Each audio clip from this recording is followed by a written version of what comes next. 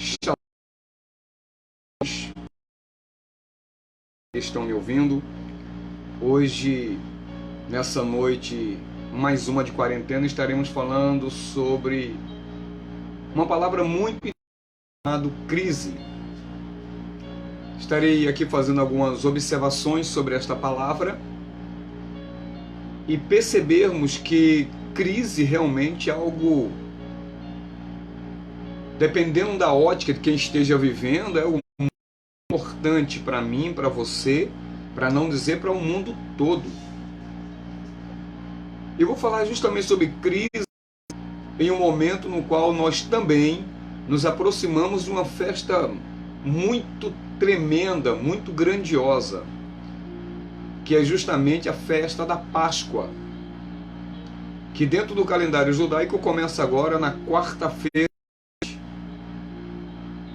A Páscoa católica ou cristã, se eu não estou equivocado, começa na sexta-feira.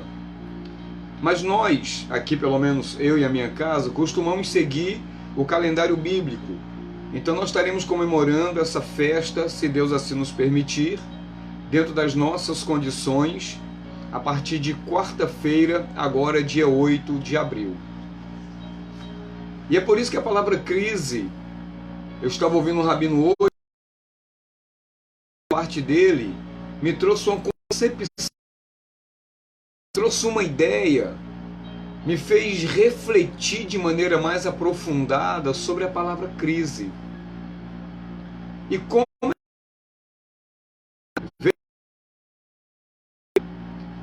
ela se torna importante por conta não só da sua etimologia, mas através desse rabino eu comecei também a ver que a palavra crise, ela não aparece expressa conceito, mas por incrível que pareça, de Gênesis a Apocalipse, nós nos vemos de mulheres que enfrentaram e venceram de maneira monstruosa, confiando na palavra de Deus. Então, quero saudar a todos vocês, a irmã Nízia, que já está com a gente, esperando outros amados irmãos e irmãs que porventura possam adentrar na nossa. Ontem eu gosto muito de falar das coisas de Deus e sempre permito deixar o meu coração livre. Quem já viu as minhas mensagens, as minhas pregações nas igrejas, eu uso sempre essa expressão, né, dizendo que eu prefiro deixar o meu coração livre para aquilo que eu tenho preparado ou para aquilo que o Eterno preparou para ministrar na vida das pessoas que estão ao meu redor.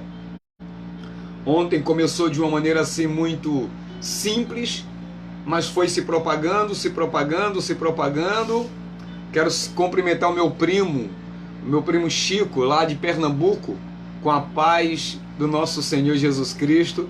Um abraço aí na galera, meu primo, e em todos aqueles que eu conheço e que um dia irei conhecer, e Deus será glorificado nisto. Então, como eu estava dizendo, então eu prefiro deixar meu coração livre para que o Eterno possa falar, para que o Eterno possa nos conduzir, de certa forma, suprir as necessidades das pessoas que estão ao nosso redor. Então hoje nós vamos falar sobre crise. Vou falar sobre crise, claro, me referindo à festa da Páscoa. Volto a repetir.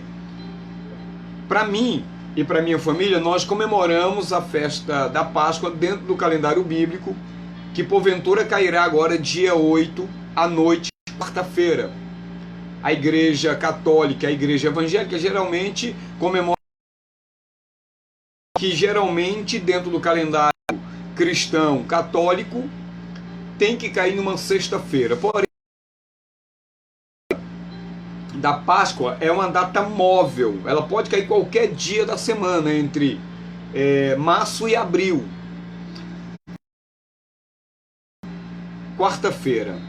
Então eu preparei algumas leituras aqui pra gente, eu espero que eu possa me conter, que eu possa me concentrar nas informações que pelo menos eu pretendo passar para vocês. Eu espero fazer essa nossa reunião hoje de uma forma mais didática, porém, deixar meu coração livre para que a Ruach HaKodesh, o Espírito Santo, ministre na sua vida. E desde já, eu já faço isso desde agora, neste momento. Que o Eterno esteja preparando os nossos corações, as nossas almas, o nosso psique, os nossos sentimentos, para aquilo que Ele irá ministrar, seja através de uma pregação ou através desse ensino. Melhor professor, pelo menos assim eu me acho, do que um pregador. Mas é você que vai receber, é você que vai viver. Aliás, nós, melhor dizendo. Eu simplesmente estarei sendo aqui um canal, estarei sendo aqui uma para propagar a sua mensagem para nós. E o texto que eu quero ler com vocês é o livro de Êxodo, capítulo 12, que diz o seguinte, a partir do verso 1, a shalom aí para a pastora Nadi, né, que acabei esperando terminarmos o momento ali de oração para que eu pudesse fazer a live, e assim que acabou, vamos ler Êxodo 12, do verso 1 em diante, que diz, e falou o Eterno a Moisés e a Arão na terra do Egito. Queridos, esse primeiro imagem já me dá assim uma claridade daquilo que eu gostaria de falar para vocês, mas eu vou ter que me conter. Deus fala conosco em qualquer lugar ou em qualquer situação que nós estejamos vivendo. Durante um ano, Deus feriu a terra do Egito por causa do povo de Israel. Preste atenção no que eu estou dizendo. Durante um ano todo, 10 pragas foram desferidas contra o Egito. Durante um ano, Deus mostrou a sua grandeza ao Egito em várias formas e em vários níveis. E durante um ano, fez uma separação entre o povo dele e o povo do Egito. E foi justamente na terra do Egito, meus amores, que Deus falou com Moisés e Arão sobre o que eles deveriam fazer, sobre o que eles deveriam realizar, que eles deveriam prestar bastante atenção nas ordens que seria dada, porque as ordens que seriam dadas não só mudaria a história do Egito, não só transformaria o curso da história de Israel, como também iria impactar o mundo, não só na geração de Moisés, como esse impacto também antes de Moisés e após Moisés. E eu quero declarar que está impactando e irá impactar, e ter certeza disso, de uma forma grandiosa a nossa vida, a tua história. Uma ênfase que mudança de história, e você talvez hoje tenha uma ideia ampliada disso. Então, Deus fala conosco, Deus passa conosco, Deus enfrenta conosco, a palavra dele vem ao nosso encontro, em qualquer lugar que nós nos encontremos e em qualquer situação que estejamos. Quando Paulo e Silas estavam lá no capítulo 16, presos, chicoteados, por não serem merecedores daquela punição, perto da meia-noite, eles começaram a orar e eles começaram a louvar a Deus, e ali naquele calabouço, naquele lugar frio, naquele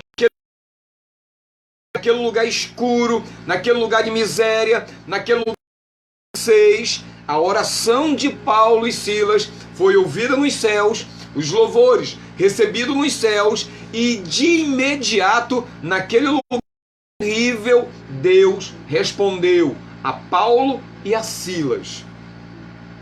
no momento de tamanha dor, de tamanho medo, de tamanho pavor, aonde o nosso querido profeta Daniel, sem merecer aquilo, por inveja dos mundanos, por inveja dos seus inimigos, que armaram uma cilada para ele, pegaram Daniel, jogaram na cova dos leões, mas lá naquele lugar, naquele ambiente pavoroso, Deus respondeu à inocência de Daniel. Deus respondeu à inocência daquele homem. Reinaldo Júnior, que Deus abençoe o senhor também. Louvado seja o nome do Senhor. Então, olha só, meus amores. Então, Deus, Ele fala conosco em qualquer lugar, seja em qualquer situação, seja dentro da fornalha como Ananias, Misael e Azarias. Não importa qual seja o tamanho da adversidade, não importa o tamanho da ventania, não importa a bravura do mar, se nós estivermos agarrados nas mãos de Deus, Ele vai falar conosco, seja em qualquer situação. Por isso que eu já vou aqui desmistificar a palavra crise. Eu sei que você quer que eu venha trazer a realidade, né? Desmistificar essa palavra crise. Queridos, crise, ela vem de crises, de uma palavra, se eu não me engano, grega, que significa decisão, que significa julgamento, determinação. Eu separei uma coisa aqui para vocês, e deixa eu ler aqui. A palavra crise é da mesma origem da palavra crivo, que separa o duro de água, que separa o duto de água em jatos menores. O crivo separa dentro da peneira os bons e para jogar fora o que não presta. Então o crivo, ele vai fazer a diferença, ele vem para fazer a diferença na nossa percepção de vida. Crise nos ajuda a entender o que é orgulho e o que é humildade. A crise nos ajuda a perdoar e ser perdoado. A crise nos ajuda a tirar toda essa armadura, toda essa coisa ruim que nos amarga, que nos provoca dor, que nos provoca revolta, ressentimento. É na crise que nós aprendemos a olhar para o nosso irmão e saber que nós não somos melhor do que ele. É na crise que nós passamos pelo momento de cura. Por que eu estou falando isso? Porque crise na medicina é justamente o momento aonde, ou seja, alguém vai ser curado ou a morte. É no momento de crise que você olha para a sua família e vai diagnosticar o que de fato está acontecendo. Se o problema é o marido ou é o que ele faz. Se o problema é o filho ou aquilo que ele está fazendo. Se o problema é que meu filho é rebelde, casa, a família. Então crise é uma quebra no percurso. Crise é uma quebra no percurso. Por isso que ela é tão importante para qualquer sociedade, para qualquer economia, para qualquer família, qualquer lugar que seja. Quando se estabelece uma crise, Deus está nos dando a oportunidade de curar uma situação ou de morrer com ela. Está dando para entender, meus filhos? Se você está entendendo, manda um likezinho aí e diz, olha, pastor, está sendo bênção. É uma forma de você responder. A não ser que você queira escrever um comentário. Então, quando Moisés e Arão lá no Egito, é porque o Egito estava em crise. Foi dada a oportunidade do Egito de olhar para dentro de si mesmo, conhecer quem de fato era Deus naquela quem de fato era Deus naquele lugar. Qual era a consciência que se tinha de Deus entre o Egito. De igual modo, hoje, as crise, essa bagunça toda que o Brasil está vivendo, que o mundo está desfrutando, e autoavaliar, se perguntar, as pessoas querem se tornar uma pessoa melhor ou se transformar. Estavam muitos individualistas. Existe uma crise nesse mundo, nós mesmos, para que vamos fazer essa introspecção. Amém, Anísia? Nesse momento de confronto, nesse momento de angústia, e nos perguntar aonde Deus está na minha vida, qual nível Deus se encontra na minha vida. Se Ele está em primeiro, em segundo, em terceiro, em quarto, em quinto, em sexto, em sétimo, em 10º lugar na minha vida. Faraó, ele não deu o braço a torcer. A crise se instaurou. Deus mostrou como Deus estava agindo. Deus mostrou. Amém. Deus abençoe, irmã Rosângela. Muito obrigado por esse carinho. Muito obrigado. O Reinaldo também está entendendo, então vamos avançar. E eu espero, nesse pouco tempo que eu tenho, colocar para vocês como uma refeição espiritual saborosa da parte da Kadosh Baruch Hu para os seus filhos. Então Faraó, inclusive, Faraó, ele rejeitou. Faraó, durante todo esse ano, ordinária, e no mínimo em 3 níveis, Faraó rejeitou de todas as formas.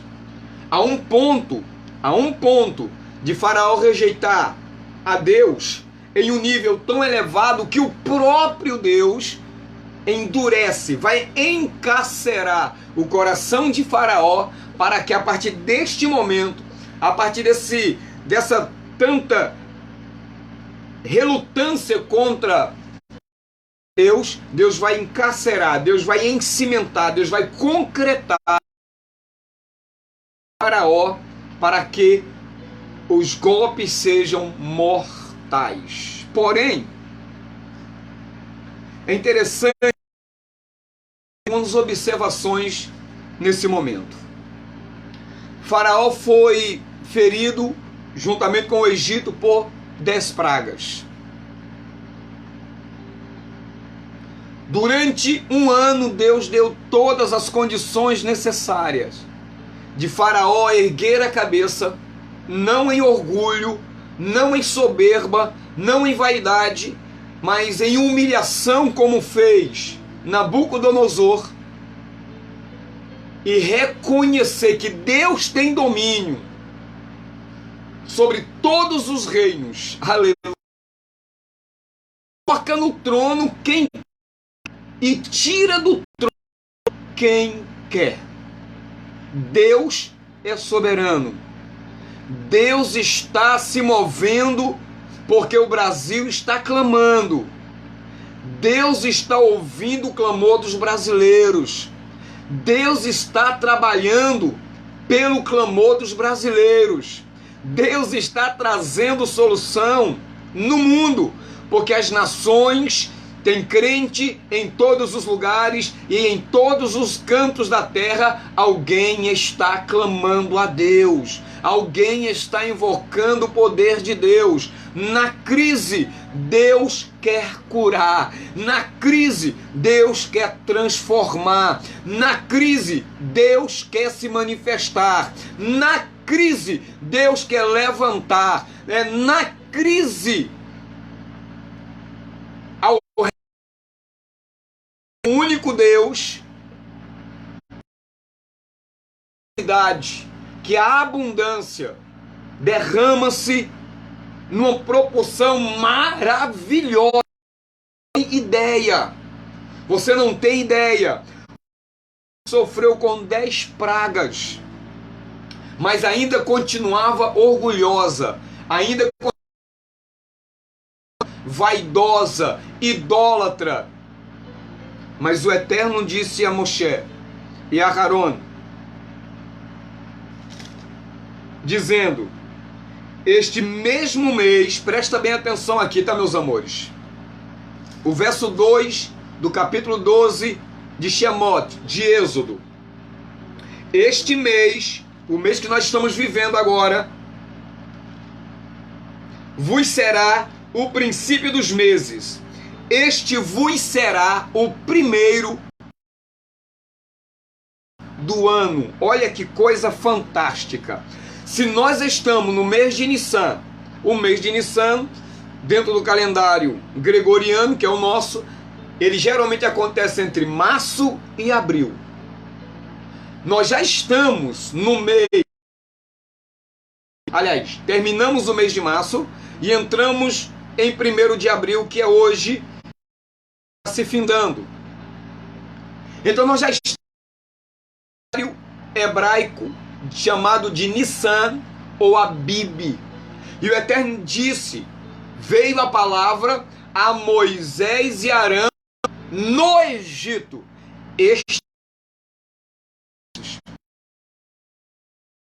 Meu Deus do céu. Por que eu digo que isso é profético? Porque se nós estamos começando, na verdade nós já estamos aí entre o 4º ou 5º dia do mês de Nissan no calendário hebraico. Hoje é o 1º.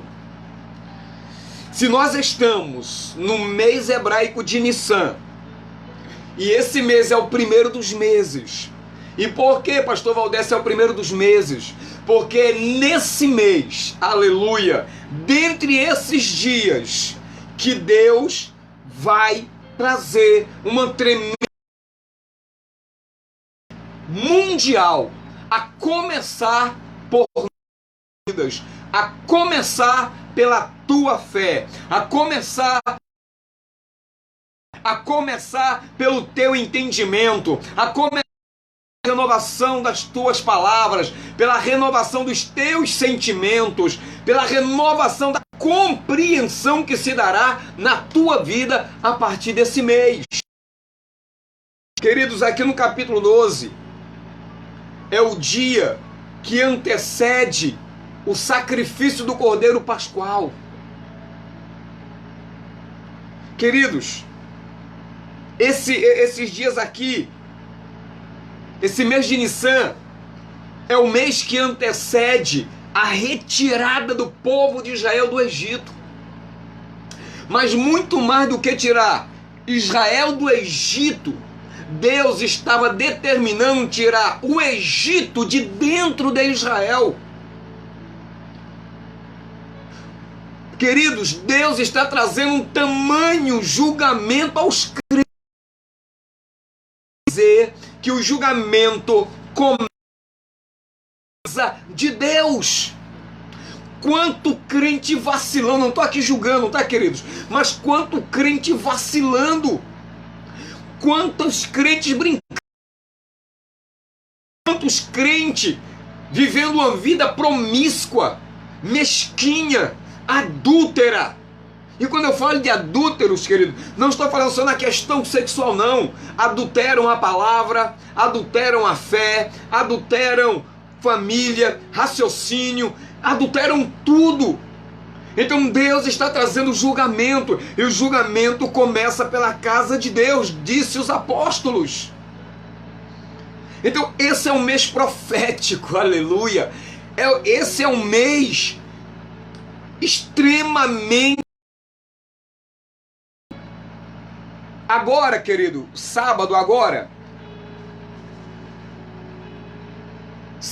será, se eu não me engano, dia 4. Isso aí, dia 4 agora de abril, no calendário judaico, será o dia 10 de Nissan. Entendeu? 4 agora de abril, no calendário bíblico, será dia 10 de Nissan. é justamente no dia 10 de Nissan, que esse mês vai cair em 4 de abril, que todo Israel, preso no Egito, escravo no Egito, vai no seu rebanho e traz um cordeiro de 1 ano. E esse cordeiro vai ficar durante 4 dias em casa.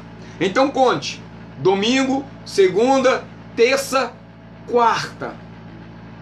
Então na quarta-feira que vem, daqui a 8 dias, esse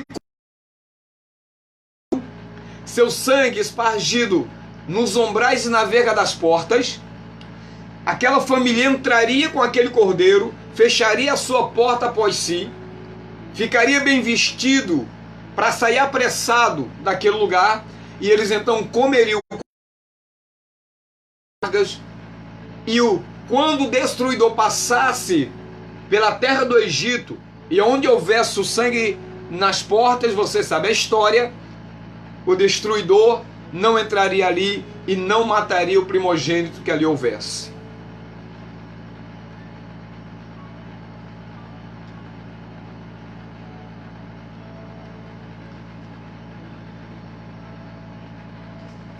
O mês que nós estamos vivendo é um mês tão especial, é um mês tão glorioso, é um mês com um poder de emanação tão grande da parte de Deus. É considerado pelos sábios o mês em que Deus julga todos os deuses egípcios. Então Deus está trazendo julgamento, Deus está trazendo reflexão. A crise, ela pode gerar cura, porque é estabelecido um momento crítico do quadro de uma pessoa que está enferma, e o que vai decidir entre a cura e a morte. A fé de muita gente está morrendo. A fidelidade de muitas pessoas já não existem mais. Não existe, aliás, existe, perdão, mas não se busca mais a sã doutrina. Não se debruçam mais sobre a sã doutrina. Pessoas vão à igreja para ouvirem o que querem, não o que precisam para a sua fé. Por isso que esse mês de Nissan, esse mês de abril, dentro do calendário judaico, é um mês que vai transformar a nossa história, que vai mudar a nossa concepção de fé. Nós precisamos estarmos muito atentos a isso. Muito, mas muito atento. Porque se estabeleceu uma crise. Ninguém sabe como é que vai ser o Brasil depois que essa doença, essa pandemia passar. Mas eu quero dizer, confia em Deus. Aleluia! Dê toda credibilidade a Deus. Confie determinantemente em Deus. Se apegue como você nunca se apegou a Deus, porque só Ele tem a resposta, só Ele é a resposta, e Ele dará a resposta. Ele trará a resposta. Ele não vai deixar que a sua vida seja destruída, a não ser que essa crise que vai se estabelecer sobre a sua vida é para algo muito maior do que aquilo que você imagina. Se a crise, ele é o ponto fundamental entre a cura e a morte, se ele decide o que é bom e o que é ruim, aleluia, isso tem tudo a ver, querido, com um pão sem fermento. Tudo a ver com um pão sem fermento. Uma das regras principais e importantes da festa da Páscoa é o pão sem fermento. É quando, olha que coisa interessante, a partir de amanhã em casa estaremos fazendo uma faxina, mas uma faxina geral aqui em casa. O que fermenta, tiramos mesmo, farinha de trigo, Passamos 7 dias sem comer pão da Páscoa. Pão, a matzot, né, que é o pão que os judeus vendem, nós compramos porque é o pão. Porque o mandamento diz que eu devo comer o pão sem fermento, e na minha casa não pode haver um. E nós limpamos tudo. Os nossos filhos nos ajudam para eles verem que pecado é algo que dá trabalho para tirar da gente. É algo que precisa ser evitado. É algo que nós precisamos estarmos sempre preocupados com isso, porque pecado não é brincadeira. O pecado é a morte. O pecado, ele paga. E o salário do pecado é justamente a morte. Então nós limpamos. Nós pegamos as mochilas dos nossos filhos, limpamos, porque nós não queremos fermento na nossa casa.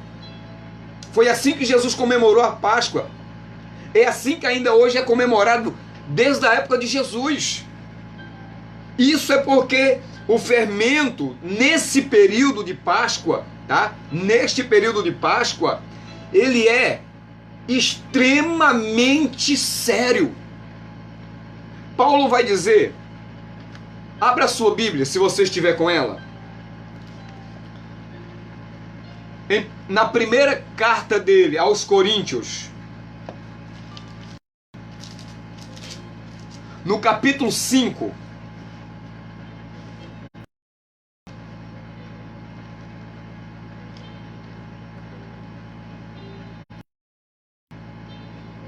verso 6 em diante. Olha só, Júlio, olha só. Não é boa a vossa jactância. Não sabeis que é veda toda a massa? Alimpai-vos, pois do fermento velho. Pois do fermento velho. No verso 7 de 1 5. Para que nova, como estáis sem fermento, lindo estáis sem fermento, porque Cristo, a nossa Páscoa, foi sacrificado por nós, pelo que façamos festa. Olha o que Paulo está dizendo aqui, façamos, ele não disse que ninguém deveria fazer a festa, ele está dizendo façamos festa, não com fermento velho, e nem com fermento da maldade, nem com fermento da malícia, mas como os asmos da sinceridade e da verdade. O que é pães, asmos, sem fermento. Você crítico, quando alguém está doente, que não determina entre a cura e a morte, tem tudo a ver com isso. A festa da Páscoa que vai vir agora a nos conectar com Deus e evitar o mal maior para nossa casa, nossa sociedade, para o nosso país e para o mundo. Isso é tão sério que Paulo, ele chega a dizer, olha, tirai o fermento velho, vasculhai o vosso interior, vasculhai o vosso pensamento. Queridos, essa questão de fermento, ela é tão sério, ela é tão séria, ela é tão séria. Em outras palavras, sabe o que é que o apóstolo Paulo está dizendo aqui? Você não deve nem pensar em fermento, porque pensar em fermento contamina o nosso pensamento. Olha que coisa interessante. Quando existe esse fermento de maneira material, tá? Quando esse fermento está nos pão durante toda essa semana, nós estamos nos desconectando de Deus na nossa alma. Infelizmente, a igreja vigente católica não leva em consideração isso que eu estou te dizendo. Para muitos, isso vai só como loucura, como retorno à lei, como cair da graça, mas eu não estou preocupado com o que eles pensam. A minha preocupação é agradar ao Eterno. A minha preocupação é fazer a vontade de Deus. A minha preocupação, a minha grande preocupação é falar para você aquilo que está na Bíblia. Fundamental importância para o nosso crescimento espiritual. Como eu sou chamado de apóstata, que a Cristo não, as observações e outras, eu tenho compreendido melhor o amor de Deus, eu tenho compreendido melhor a palavra de Deus, eu tenho vivido de maneira mais humilde, mais centrada, concentrada no Eterno. Então nós fazemos uma faxina, porque o pães asmos, como diz aqui, o asmo da sinceridade e da verdade, é o que vai nos proteger. Olha que interessante. Fermento, nesse contexto, ele é chamado de malícia,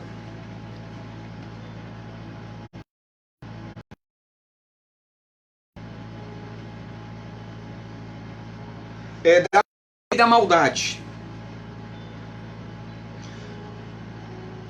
Eu e você temos que nos conscientizarmos que nós somos uma nova massa.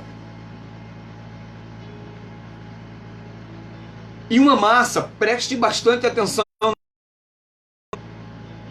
A massa, depois que ela é misturada com água, após ela a massa, depois de 18 minutos, ela naturalmente fermenta.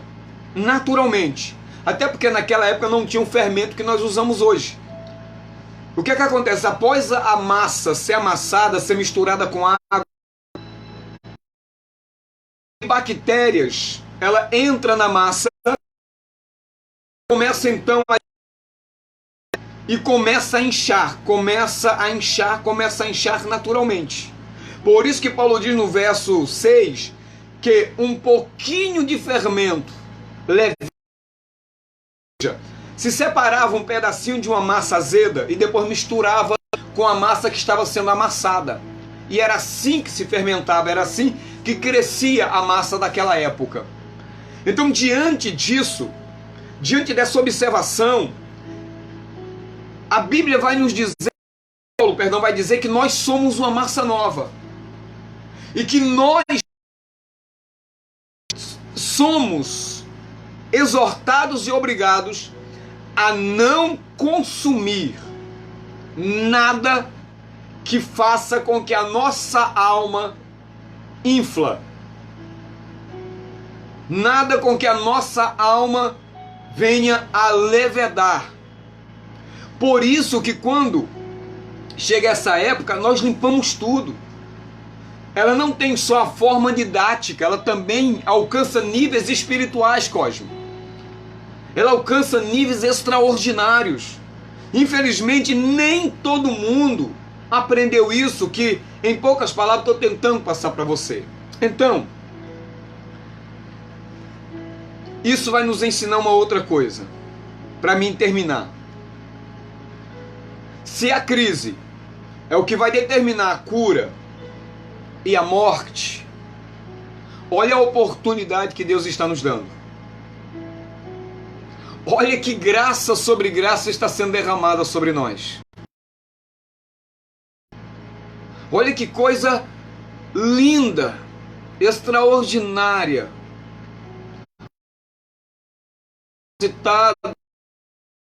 Nesse momento de crise, nesse momento de escuridão, quanto Deus está trabalhando por nós. Ele não precisa se revelar, ele não precisa se mostrar como nós gostaríamos, porque ele está trabalhando por trás dos acontecimentos. Por isso que a minha esperança é completa em Deus. Por isso que a minha confiança está totalmente depositada em Deus. Eu conto que a sua fé também está sendo bem edificada neste momento. Que coisa gloriosa!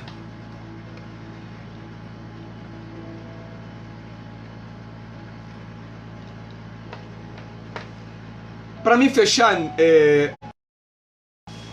eu quero voltar um pouquinho antes do que aconteceu a Páscoa.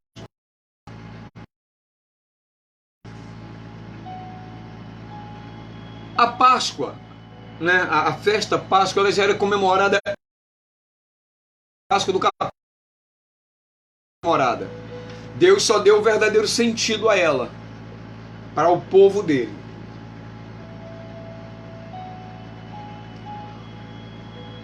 Olha que me veio a memória agora, Nízia.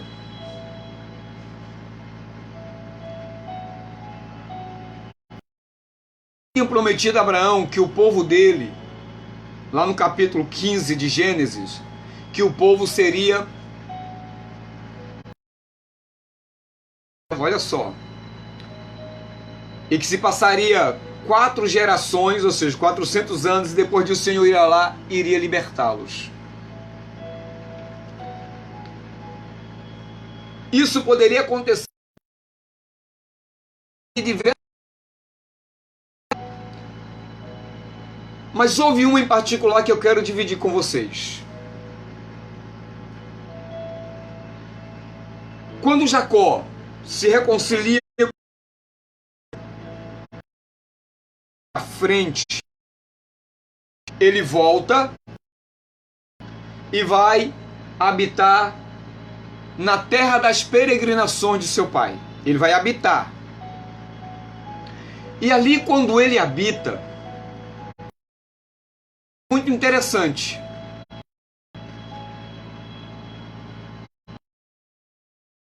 A história de Jacó para se contar a história de José. Entretanto, vocês sem fermento. José então tem 2 sonhos. Ele conta os 2 sonhos. E o primeiro está relacionado a trigo. Olha que interessante, o primeiro sonho, trigo. O outro sonho está relacionado a 11 estrelas e a lua a se diante da estrela que era dele, ele. Mas há um dado histórico ali, bíblico, muito interessante. É que José trazia mais notícia dos filhos das 2 servas e 2 concubinas de Jacó. Olha que interessante, ele trazia mais notícias. Mesmo José sendo um homem íntegro, ou melhor, um jovem íntegro, um jovem dedicado, atento à necessidade do seu pai, ele caiu na besteira de cometer Lashon Hará. Quando ele trazia mais notícias aos seus irmãos, houve uma outra coisa que veio a inflar o ego desse menino, que foi justamente ele passou a ser filho da velhice do pai, ou seja, ele começou a tomar conta do pai, e o pai lhe fez roupa, ou lhe deu uma roupa, e essa roupa lhe conferia um determinado poder, uma determinada autoridade, e essa pensem que José era o queridinho do papai, beleza. José se encheu de orgulho. Eu não estou dizendo que ele fez mal em falar ao pai que seus irmãos estavam fazendo de errado. Mas os sábios vão dizer que esse foi um gesto que ele poderia ter evitado de uma outra maneira. Porém, não foi dessa forma. E isso tão ruim entre os seus irmãos, que os seus irmãos, quando via Nízia, vem o mestre dos sonhos. Lá vem o mestre dos sonhos. E a roupa que ele usava também o denunciava. Então houve todo um plano muito bem traçado pela Kadosh Baruch para fazer com que a escravidão do povo de Israel no Egito se desse, melhor dizendo, primeiro, acontecesse primeiro, viesse essa realidade primeiro, corrigir a falha de caráter do nosso querido irmão José. Quando ele vai, ele está fermentado. Perdão, antes dele ir, José se acha o cara, o bambambam, ele está se achando o top dos tops. Que os irmãos vendê-lo. Vamos vendê-lo. Olha que interessante. Nos dias de hoje, eu não posso precisar quando esse costume aconteceu.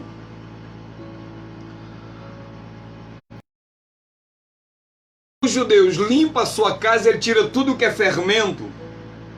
Eles pegam tudo aquilo que é fermentado e vende para alguém que não é judeu. Olha que interessante. Ele tira o fermento de casa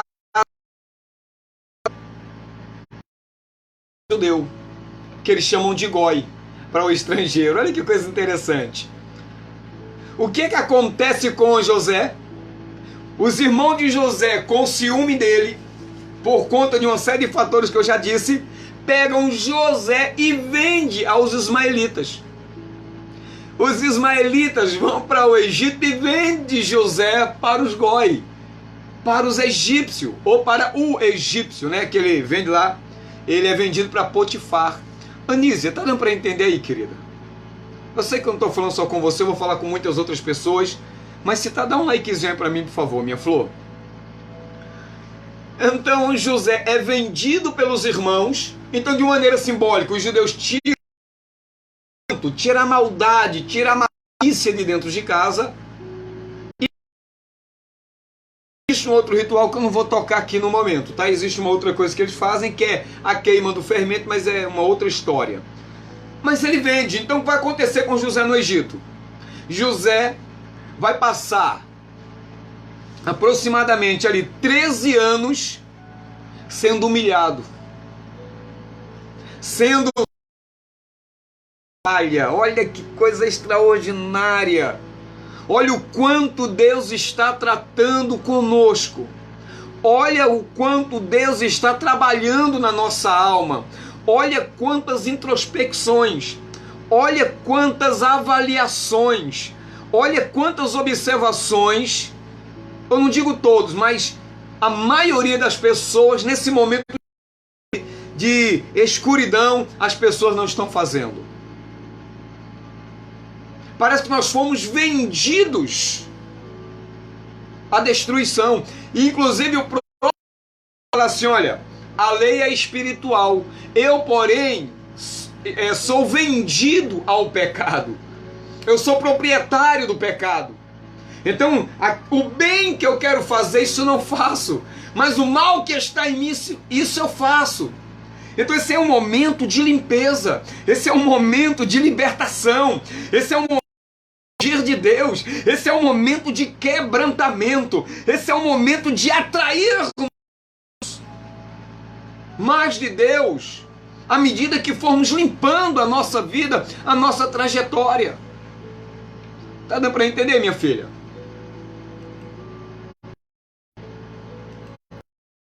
Espero que sim. Espero que sim.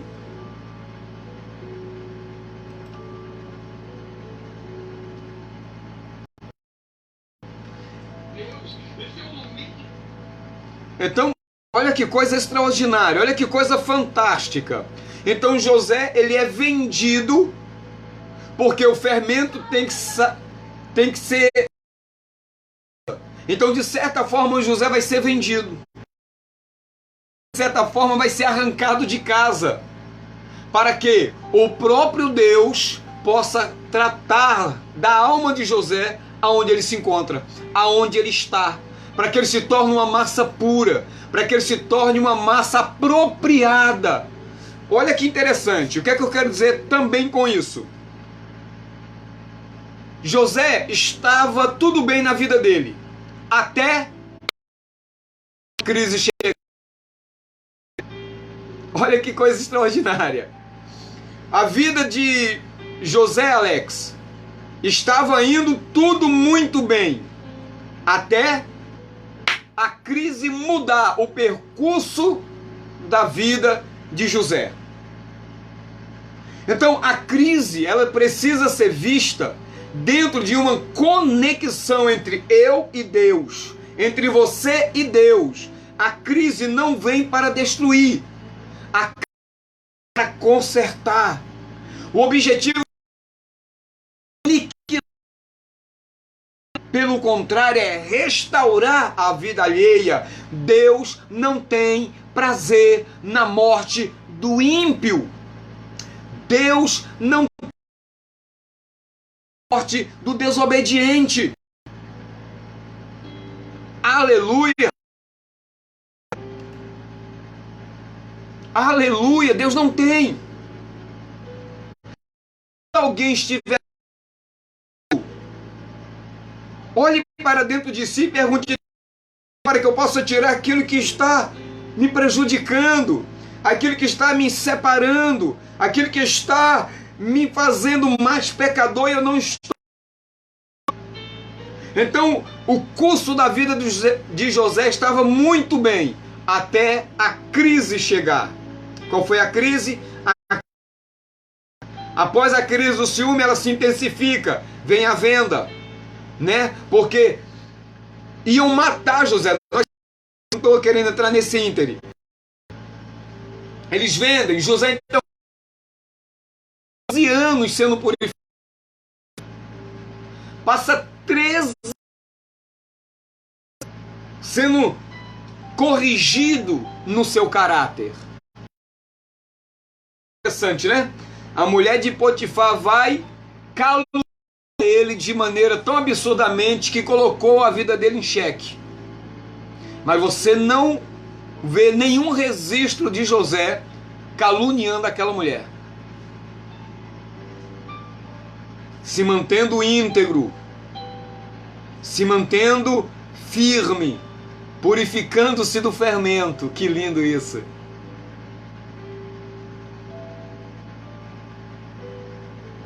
Aí José vai para o Egito, se torna governador, e agora ele tem que fazer o quê? Depois de muito tempo, os irmãos agora vão para o Egito e ele agora vai ter que se deparar com o... E ele vai ter que vasculhar o coração dele de novo e se perguntar: o poder de matá-los, agora eu tenho o poder de destruí-los. Mas eu... E os irmãos, sem saberem, José vai ser usado, sabe para quê, Nízia? Sabe para quê, meus amores? Vai ser usado, sem saber, para corrigir a falha dos... Ou seja, estava tudo bem lá, até vir a crise da fome. Quando veio a crise da fome, mexe no curso da história dos irmãos de José. E agora os irmãos de José são obrigados a descer. Por quê? Porque são eles que precisam passar pela crise para que através da curá-los. Deus possa eles homens do que nós imaginávamos. É pela crise. A crise é um ótimo chegarmos a Deus. Jesus, lá na sua última Páscoa, ele disse assim: eu desejei muito participar dessa Páscoa com vocês, porque eu vou ter que entrar em crise. Eu sei que nesta noite por ser a última com vocês, eu também serei entregue às autoridades de Israel e logo depois às autoridades romanas. E ali se instaurou o quê? A crise em Cristo. Por que teve que ser instaurada a crise em Cristo? Pelo simples fato que o mundo está mergulhado em pecado. O mundo estava conformado ao pecado. O mundo estava totalmente separado de Deus. O mundo não queria conexão com Deus. Desejavam isso. Então ele tem que entrar em crise. E lá no Getsemane, a crise. Exatamente.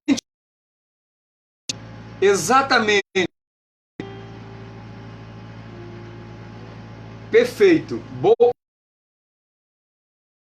Então Jesus lá no Getsemane, o que é que vai acontecer? Ele vai chegar para o Pai e vai orar: Senhor, se possível fora, passa de mim esse cara. Por 3 vezes. Olha que crise. Crise extraordinária. E me perdoe, vou ousar e espero não ter cometido nenhum pecado. Neste momento que Jesus entra em crise aqui no mundo, Deus entra de uma certa forma em crise. Afinal de contas era o filho dele. Afinal de contas era o inocente. E naquele momento o anjo lhe é enviado porque seus poros se delatam devido a tamanha angústia. Ele começa a suar sangue porque a crise se estabelece. Mas aquele era o momento Aquele era o momento onde havia ou a cura ou a morte para os pecados, ou o livramento, a libertação dos pecados ou a entrega total aos pecados. E o anjo disse para ele, Deus disse para ele: não é possível, meu filho. Então ele se refaz e diz: todavia, eterno, não seja feita a minha vontade, todavia seja feita a tua vontade. E ali ele deu um pontapé final no domínio da morte, no domínio de Rassatã, no domínio dos demônios, porque na crise Jesus preferiu a cura. Aí chega um momento crítico de novo. Jesus agora está pendurado lá na cruz, tem os ladrões que os provam ali, mas chega às 3 horas da tarde, quando o cordeiro, e ele grita: Deus meu, por que me desamparastes? E a galera, nossa, porque a crise é universal, aleluia. A crise agora passa os limites da transcendência. E no momento de maior crise, onde ele poderia dizer: chega desse sofrimento, descer dali, ele disse: Pai, nas tuas mãos o meu espírito está com... e morre. Ele entrega a sua vida por nós. No momento crítico, Jesus veio para corrigir as nossas falhas. No momento crítico, Jesus paga a culpa pelos nossos pecados. No momento crítico, Jesus vem e diz que cada um daqueles que crê nele não entra em condenação, porque já passou da morte, passou do momento crítico para a vida. A crise é importante. A crise revela quem somos. A crise nos aproxima de Deus. A crise nos leva a Cristo. Aleluia! Que coisa... A internet, a minha internet está falhando muito, queridos, mas é crise. Se está havendo uma resistência e ela está interferindo na nossa comunicação, fazendo alguma coisa e alguém está querendo impedir, mas não conseguiu, porque na crise Deus traz a resposta. Na crise Deus se crise que encontramos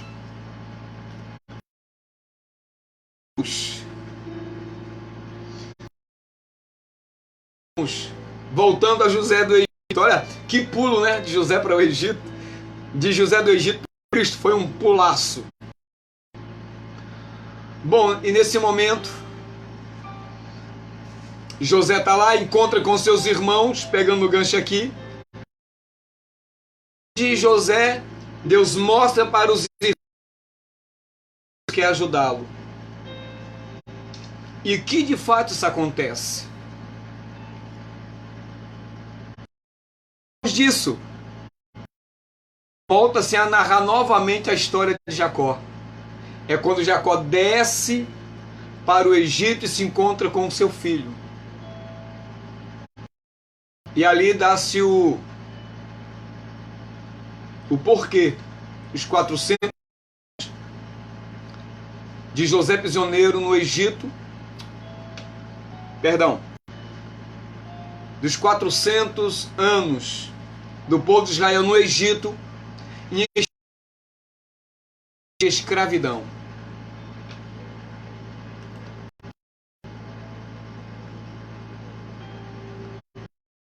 Isso. Agora você entendeu o momento. Agora você entendeu porque a matzá, ou seja, é um pão sem fermento. Compreendeu que para que a nossa vida esteja isenta desse fermento, é necessário as crises, é necessário as problemas, porque tudo isso vem para consertar a nossa fé.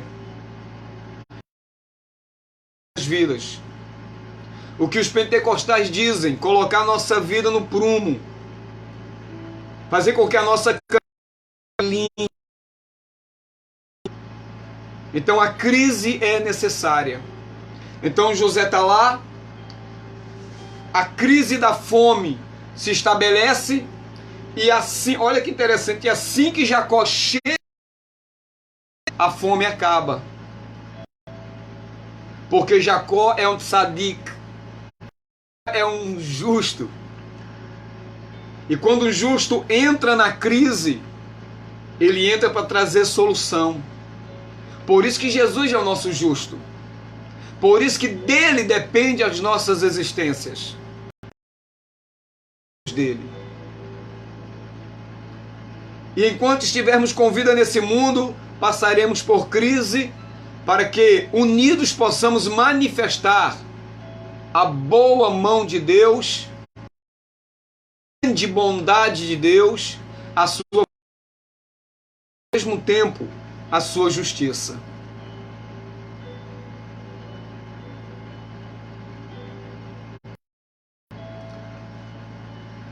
Passa-se 400 anos, os finais são justamente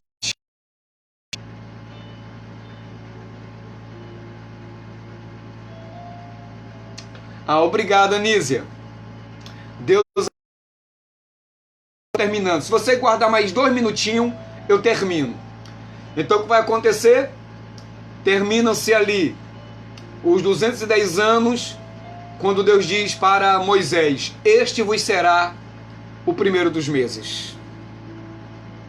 Porque Deus fala conosco, independente do tempo, da circunstância, de onde estamos e como estamos. Tá bom? Então, queridos, aqui fica a minha palavra de hoje. Agradeço a todos que gentilmente esteve conosco. A Anísia que foi dormir por conta de uma responsabilidade amanhã. Mas amanhã, se Deus me permitir, estaremos aqui de volta, tá bom? Shalom Avrahá, paz e bênção. Laila Tove, boa noite e até a próxima.